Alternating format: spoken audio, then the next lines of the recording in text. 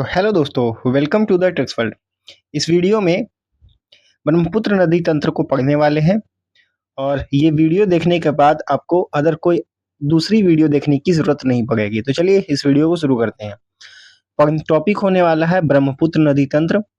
इसको पढ़ते एक बात देखिए, ब्रह्मपुत्र नदी तंत्र भारत के सबसे महत्वपूर्ण और विशाल नदी तंत्रों में से एक है और यह नदी तिब्बत, भारत और बांग्लादेश से होकर गुजरती है ना। तिब्बत में एक जगह है, कौन है तो मानसरोवर झील है, ठीक है। वहां से आती है, भारत में प्रवेश करेगी, भारत से जाके बांग्लादेश में और प्रवेश करेगी। तो ये बात समझते हैं। चलिए एक और बिंदु देख लेते हैं इसका कि कहाँ से निकलती है ना, उद्गम केंद्र कहाँ है। तो देखिए तिब्बत में एक जगह है मानसरोवर झील।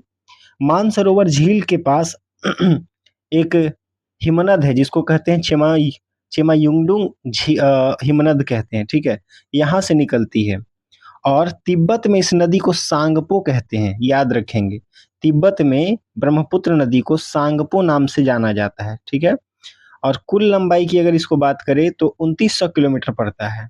भारत में इसकी कुल लंबाई कितनी है तो 916 किलोमीटर है ना। भारत में क्यों, जैसे कि पहले तिब्बत से निकलती है, बांग्लादेश में जाती है, बीच में पड़ता है भारत में, तो भारत में 916 किलोमीटर पड़ता है। जैसे तिब्बत में इसको क्या कहते हैं तो सांगपो नदी के नाम से जानते हैं। इसका अर्थ होता है शुद्ध करने वाली। अरुणाचल प्रदेश में दिहांग के नाम से जानते हैं या फिर सिहांग कहते हैं। और असम में इसको ब्रह्मपुत्र नदी से जानते हैं और बांग्लादेश में जमुना नदी के नाम से जानते हैं, यमुना नहीं जमुना, ठीक है। तो अरुणाचल प्रदेश में किससे तो दिहांग नाम से जानते हैं, असम में ब्रह्मपुत्र नदी बोलते हैं इसे, और बांग्लादेश में जमुना के नाम से जाना जाता है, ठीक। तो आशा करते हैं कि आपको इतनी बातें तो समझ में आई होगी।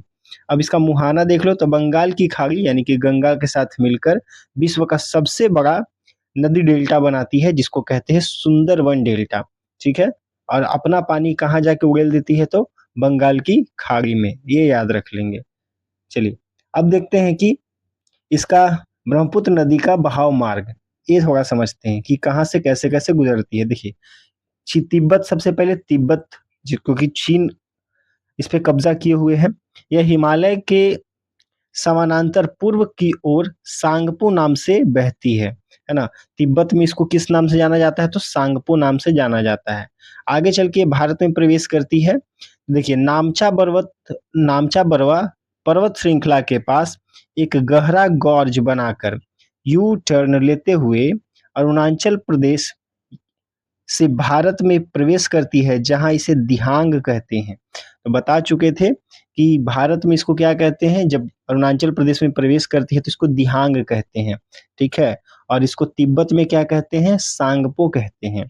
चलिए और आगे बढ़ते हैं। फिर उससे आगे चल के असम घाटी में बहती है और असम घाटी में इससे दो नदियां मिलती है, दिबांग मिलती है और लोहित मिलती है, ठीक है। देखिए पासी घाट के पास इसमें दिबांग और लोहित नदियां मिलती है, जिसके बाद इसका नाम ब्रह्मपुत्र पड़ जाता है ना। और इसका बाद में इसकी का नाम ब्रह्मपुत्र पड़ जाता है। और इससे पहले कौन सी दो नदियों से मिलता है तो दिबांग और लोहित, याद रख लेंगे, ठीक है। असम में यह एक रैंप घाटी में अत्यधिक चौड़ी होकर बहती है। फिर आगे चल के आसाम घाटी से बांग्लादेश में प्रवेश करता है। देखिए धुबरी के पास यह दक्षिण की ओर मुड़कर बांग्लादेश में प्रवेश करती है जहां इसे जमुना कहा जाता है, ठीक है। पहले ही बता चुके हैं कि जब ये बांग्लादेश में प्रवेश करती है तो इसी को जमुना कहा जाता है, ठीक है। कहाँ से तो धुबरी के पास से, समझ में आ गया। और इसमें दो नदियां मिलती है, याद रखिएगा। इसमें तीस्ता नदी मिलती है, कौन सी नदी मिलती है, तीस्ता। और गंगा को पद्मा नाम से जाना जाता है, ठीक है। बांग्लादेश में गंगा नदी को पद्मा नाम से जाना जाता है। आगे चल के यही जो है मेघना बनाती है, जो संयुक्त धारा जो रहती है तीनों का, जमुना हो गया, गंगा और तीस्ता, संयुक्त धारा को मेघना मेघना कहते हैं। और इसकी पानी जो है बंगाल की खाड़ी में उड़ेल दी जाती है, ठीक है। तो ये बात समझ में आ गया कि पहले तिब्बत से निकलती है और भारत में प्रवेश करेगी। भारत में कहाँ तो सबसे पहले अरुणाचल प्रदेश में प्रवेश करेगी, है ना। अरुणाचल प्रदेश के बाद फिर कहाँ करेगी तो असम घाटी में करेगी। असम घाटी से फिर बांग्लादेश में करेगी, ठीक। तो ये बात आपको समझ में आ गया होगा। तो आशा करता हूँ कि आपको इतनी बातें तो समझ में आ रही होगी। अब समझते हैं कि इसकी सहायक नदियाँ कौन-कौन सी है। देख सकते हो कि इसकी सहायक नदियों को 2 पार्ट में बाँट करके पढ़ सकते हैं। इसको दाईं और बाईं कह सकते हैं, है ना? सहायक नदियाँ। समझते हैं कि बाईं सहायक नदी कौन है और दाईं ओर से मिलने वाली सहायक नदी कौन-कौन है। देखिए यहाँ पर दिखा सकते हैं कि ये ब्रह्मपुत्र का मुख्य धारा है, तो जिसमें दिबांग हो गया, लोहित हो गया, धनसरी हो गया और बूढ़ी दिहांग हो गया, है ना? दिहिंग जिसको कहते हैं, वो बाईं ओर से लेफ्ट बैंक ट्रिब्यूटरीज है। बाईं सहायक नदियाँ हैं, ठीक है?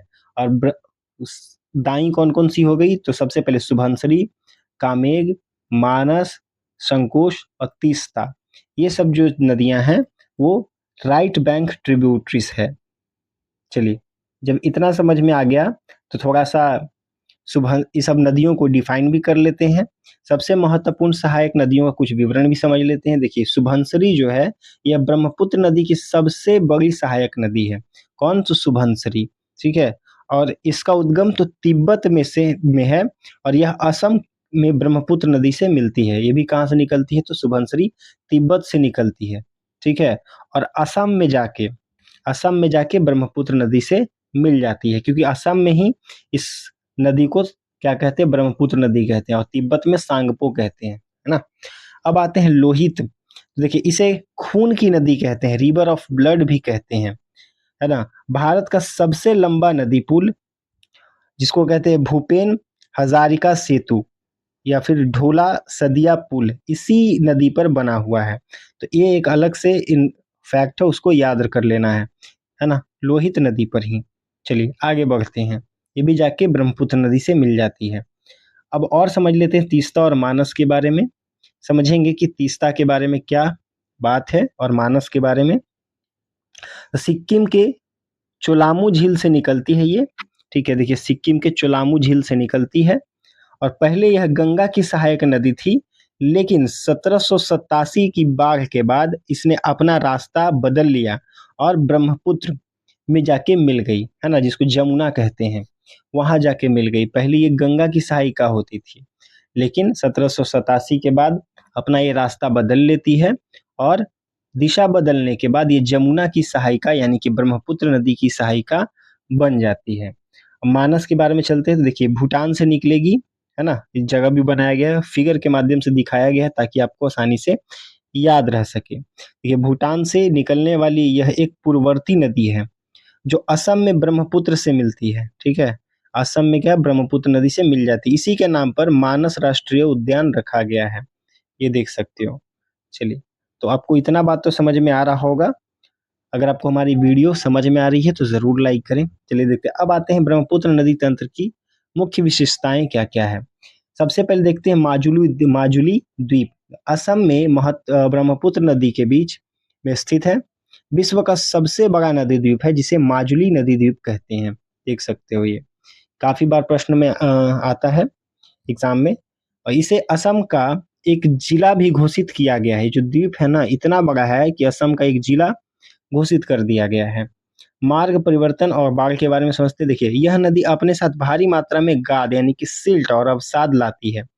इस वजह से नदी का तल ऊपर उठ जाता है और यह अक्सर अपना रास्ता बदलती है, जिससे असम में हर साल विनाशकारी बाढ़ आती है।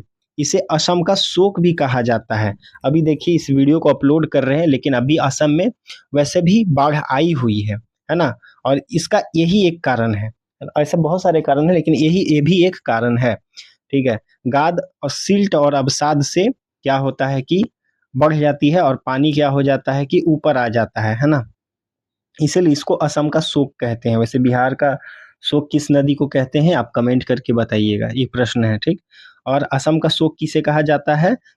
समझ सकते हो कि अब ये बात है।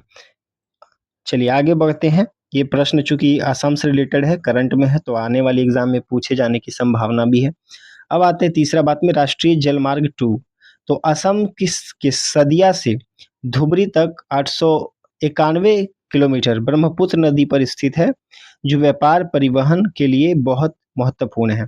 चलिए, ये तो दूसरा है। अब आपको एक प्रश्न है कि नेशनल हाईवे 1, है ना? नेशनल वाटरवे 1 कहाँ पर है? आपको ये कमेंट करके बताना है। चलिए ठीक है। तो आज का हमारा वीडियो यहीं तक रहने वाला है।